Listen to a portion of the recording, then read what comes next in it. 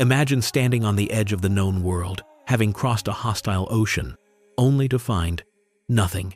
Not destruction, not chaos. Silence. This was Governor John White's reality in August 1590. He found the settlement meticulously dismantled, the houses taken down. A formidable fortress of massive trees stood enclosing nothing but weeds. But scattered in the grass were impossibly heavy objects. Bars of iron, pigs of lead, and 4 small cannons called fowlers. Think about that. A starving, desperate people wouldn't leave cannons behind. An attacking force would certainly take them. This wasn't a scene of violence. It was a scene of methodical abandonment. The colonists left their weapons, but took their bodies. They vanished, leaving behind only their heaviest possessions and an unnerving, deliberate silence that echoes to this day. And now, please stop the video and subscribe to our channel. To be able to keep making videos like this, we need to reach 1,000 subscribers as soon as possible. Thank you. That unsettling silence, the silent cannons rusting in the grass, wasn't born from a vacuum. It was the endpoint of a screamingly loud ambition, a grand, global gamble that began years earlier in the perfumed, whispering courts of Queen Elizabeth I. You have to understand, the 1580s were a knife's edge in history. The world belonged to Spain. Their galleons, fat with gold and silver plundered from the Americas, choked the seas. And England? England was a Protestant island of upstarts, a constant thorn in the side of a global Catholic empire. Elizabeth needed an edge, a secret foothold in the New World that could serve as a privateering base. A dagger aimed directly at the throat of Spain's treasure fleet. So, Sir Walter Raleigh, the Queen's favorite courtier, dashing, ambitious, and utterly ruthless, devised a plan. He would plant a permanent English colony in this new land he called Virginia. It was sold to the public and its investors as a new Eden, a paradise of untold riches.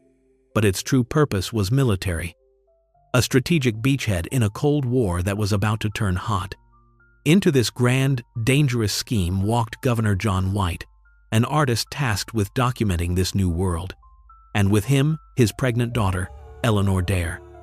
In August of 1587, she gave birth to Virginia Dare, the first English child born in the Americas. Picture that. The cry of a newborn, a symbol of innocence and hope, echoing in a vast alien wilderness. She was the living embodiment of England's future. 117 men, women, and children, all gambling their lives on Raleigh's promise. They weren't just farmers, they were a statement.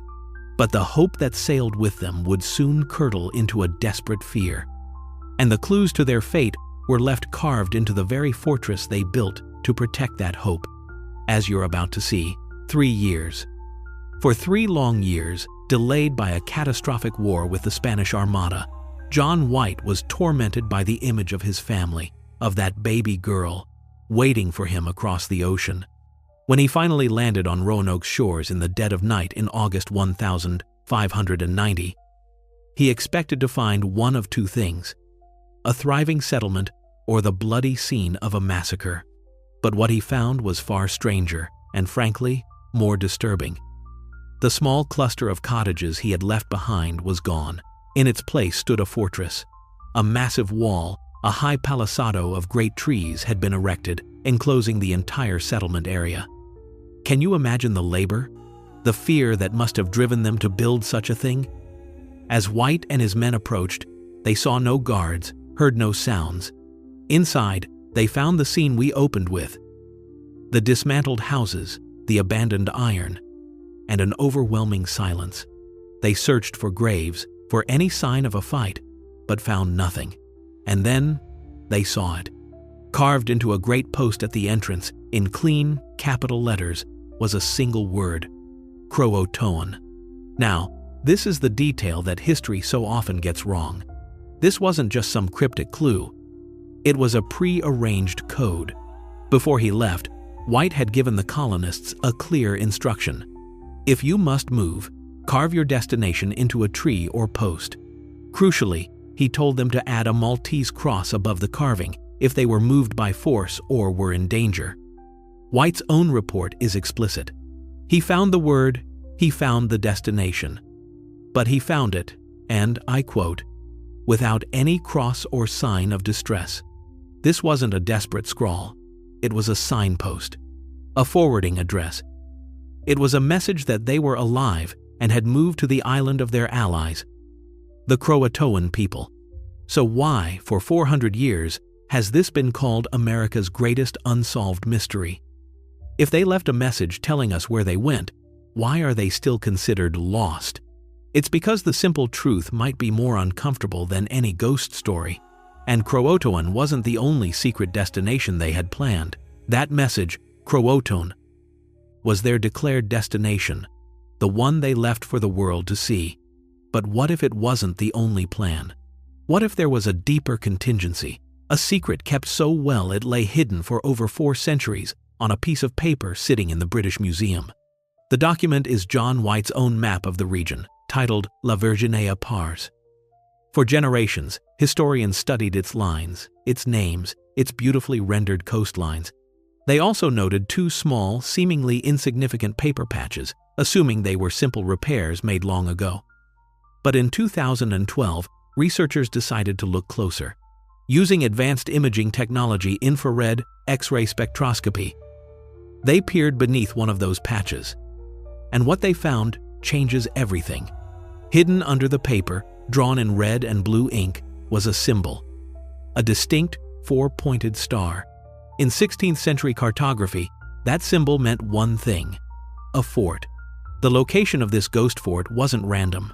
It was precise, placed about 50 miles inland, near a junction of the Roanoke and Chowan rivers. This wasn't an afterthought. It was a predetermined, defensible position, far from the Spanish patrols on the coast and closer to potential native allies. Think about the implication. The patch was put there deliberately to conceal it. This suggests the Roanoke settlement, the one on the island, may have been nothing more than a temporary staging ground, a public face for a much more secret, serious operation inland. The disappearance wasn't just a reaction to a crisis, it was the execution of a covert plan that was literally covered up on the official map. It begs a terrifying question. If they were planning secret forts from the beginning, what else were they doing out there in the wilderness that they didn't want the world, or even their own sponsors, to know about? That hidden fort on the map wasn't an anomaly. It was part of a pattern. To understand the secrets of the 1587 colony, you have to look at the one that came before it. A venture that was darker and far more industrial than any history book tells you. 2 years earlier, in 1585, the first English colony was established on Roanoke. But this wasn't a village of families. It was a hardened, all-male military garrison of 107 soldiers and specialists, led by a man named Ralph Lane. Their official mission was to establish a foothold. Their real mission, however, was something else entirely. A secret that was only unearthed by archaeologists centuries later. Miles away from the main fort, on the mainland, they discovered what is now called Site X. It wasn't a settlement, it was a workshop, a hidden scientific laboratory. The artifacts they dug out of the dirt are shocking. They found dozens of crucibles, specialized ceramic pots built to withstand scorching temperatures needed to melt down and assay metals. Forensic analysis of these fragments shows traces of copper and the knowledge of how to work with it. They also found the remains of sophisticated, high-temperature German smelting ovens. This is industrial technology you would expect in the mining districts of Europe, not in a supposedly primitive camp in the American wilderness. This wasn't a farm. This was a secret industrial complex designed for one purpose: to test the mineral wealth of North America and see if England could find its own source of gold and silver to rival the Spanish. From its very inception, the Roanoke project was steeped in industrial espionage and covert operations. It was never just about survival. It was about secrets. This legacy of a hidden purpose, a mission behind the mission, was the poisoned inheritance of the 117 men, women, and children who came next. They didn't just carry hopes for a new life. They carried the weight of a secret war. A war whose first casualties were about to be written into stone. That legacy of secrets created a vacuum, and in the 1930s, that vacuum was filled by a discovery that seemed to provide the brutal, final answer everyone craved. In 1937, a tourist found a heavy 21-pound chunk of quartz by a roadside in North Carolina. Scratched crudely onto its surface was a message from the grave. A story of utter horror, purportedly written by Eleanor Dare herself. The inscription is chilling, filled with the specific, heartbreaking details of a survivor. It claims her husband, Ananias Dare, and her daughter, Virginia, went hence unto heaven 1591. It goes on to describe a horrifying attack, stating that savages slaughtered the colonists and that all perished save for 7.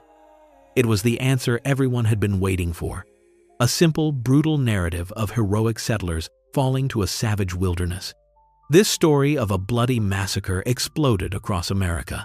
It confirmed the darkest fears and became the accepted definitive truth of the Lost Colony for decades, overshadowing John White's own testimony. It was a tangible piece of the tragedy, a direct voice from the past telling a story of unimaginable suffering. But here's the real horror. That stone, and the dozens more that conveniently appeared after a reward was offered, are now almost universally considered to be a clever, elaborate forgery. The truly disturbing detail isn't the fictional massacre carved on the rock. It's how eagerly and completely the world embraced a lie. It reveals a dark truth about us. We often prefer a sensational horror story to a complicated, uncomfortable truth. So, if the story of a bloody slaughter was a lie, a fabrication designed to fill the silence, then what does the real evidence, the silent artifacts being pulled from the soil of Croatoan itself, have to say about what actually happened? That bloody story carved on the Dare stones was a lie. And if you want to find the truth, you have to ignore the forgeries and listen to the story the earth itself is telling. So, we go to the one place the colonists told us to look: Hatteras Island, the historical home of the Croatoan tribe. For years, archaeologists with the Croatoan Project have been methodically digging into the island's sandy soil. And what they've found dismantles the massacre myth piece by piece. They found the things you'd expect from trade: copper rings, glass beads. But then, they started finding things that no Englishman would ever trade. In the middle of a known Croatoan village site, they unearthed the gilded hilt of a high-status gentleman's rapier, a symbol of rank and identity. They found a small piece of slate, used as a writing tablet, with a faint letter still visible on its surface. They found lead seals from English cloth bales, evidence of bulk supplies. And here is the undeniable, scientific fact.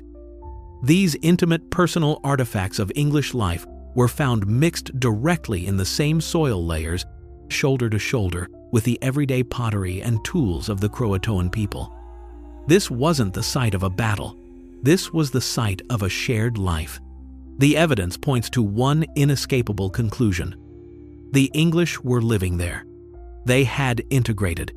This is where the story gets truly strange, where the real shock lies. A massacre is a simple, violent ending. The truth here is far more profound and, in its own way, more disturbing. The evidence suggests the colonists didn't die. They assimilated. They didn't just vanish from the map. They may have chosen to vanish from their own culture, to shed their English identity in order to survive. They ceased to be colonists and became part of the Croatoan people.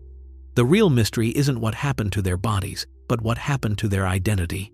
And what happens when a people are absorbed so completely that all that's left are whispers, and perhaps a faint echo in the bloodline of their descendants. Those artifacts prove a shared life, a physical merging of two cultures.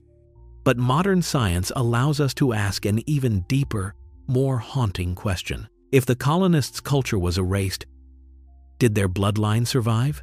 This is the central mission of the Lost Colony DNA Project, a forensic investigation that pushes beyond rusted swords and broken pottery to search for the colonists' traces within the very code of life itself. The methodology is a monumental task of historical and genetic detective work. Researchers identify local families who, for centuries, have passed down oral traditions that they are descended from the Roanoke settlers. They then take DNA samples from these families and compare them to the DNA of known, living descendants of the colonists' relatives back in England. They're searching for specific, shared genetic markers. A Y chromosome, a mitochondrial DNA signature that could bridge 4 centuries of silence and prove a direct biological link. But the horror here isn't in finding a ghost. It's in the nature of the search itself. It's a hunt for a literal ghost in the machine. An admission that 117 English souls vanished so completely from the historical record that their best hope for identification lies as a fragmented echo in a stranger's genome. It highlights the totality of their erasure, and it presents the most profound irony of the entire Roanoke story. The genetic legacy of the first English families in America, the vanguard of a coming empire, might only exist today because it was absorbed and protected within the DNA of the very Native American people they were meant to conquer. The line between colonist and native, between the conqueror and the conquered, simply dissolved into survival. And all the evidence, from the carvings to the artifacts to these genetic whispers, now points to a final, stunning verdict on what that survival truly looked like. So, let's stop chasing ghosts. Let's put the pieces on the table and look at the cold, hard facts of the case. You have a message, Crow-O-Tone, left without the prearranged signal for distress, making it a calm statement of intent, not a cry for help.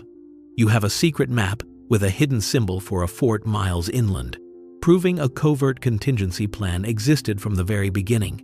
You have the archaeological precedent of a secret industrial complex from the first colony, establishing a deep history of clandestine operations. And finally, you have the undeniable physical proof.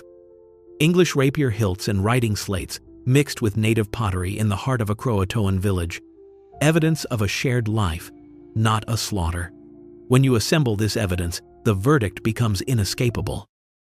The colonists were not lost. They were abandoned. Left to starve on the edge of a hostile continent, with the Spanish Empire hunting them and their own supply ships nowhere in sight, they faced an impossible situation. And they made an unthinkable choice. They chose to survive. They chose to walk away from the palisade walls of their fort, to leave the heavy cannons to be swallowed by the weeds, and to shed every last piece of their English identity. They integrated. The Croatoan carving wasn't a clue to an unsolved mystery. It was their final entry in the ship's log. It was a declaration of where their allegiance now lay. The true horror of Roanoke is not a ghost story. It is the crushing, stark reality of their choice. Imagine the desperation required to willingly let your language, your culture, and your history dissolve into another's, so completely that your very existence becomes a myth. Their act of survival was so total, so radical, that it was easier for the world that came after to believe they had simply vanished into thin air. If the evidence for this assimilation is so clear, it forces one final disturbing question. Why was this story of survival deliberately buried and replaced by the legend of a tragic, unsolved mystery? Because the truth was dangerous. That's the answer to the final question. A story of survival through assimilation was a deeply uncomfortable, even seditious narrative for a nation that was about to build an empire on the bedrock of its own cultural and racial superiority. An empire needs a clear line between the colonizer and the colonized, between the civilized and the savage. But the Roanoke colonists erased that line. Their story proved that an English person, when stripped of their support system, might find that the native way of life was not only viable, but preferable to starvation. This was a truth that could not be told. A story of a mysterious, tragic disappearance, however, was useful. It frames the American wilderness as a haunted, unknowable place that must be conquered and tamed. A story of a brutal massacre is even better. It creates a martyr, justifies righteous vengeance, and provides the perfect pretext for the centuries of violence and land seizure that were to come. A ghost story is a tool, and the ghost of the Lost Colony was one of the most effective tools in the early foundation of America. And that is the final, most profound secret. The true mystery of Roanoke is not what happened to those 117 people. The evidence tells us they faced an impossible choice and chose to live. The real mystery is the deliberate, centuries-long process by which that story of survival was actively erased, suppressed, and replaced with a haunting myth. It is a conspiracy of narrative, a quiet burial of an inconvenient truth. The colony wasn't lost. It was buried by history itself,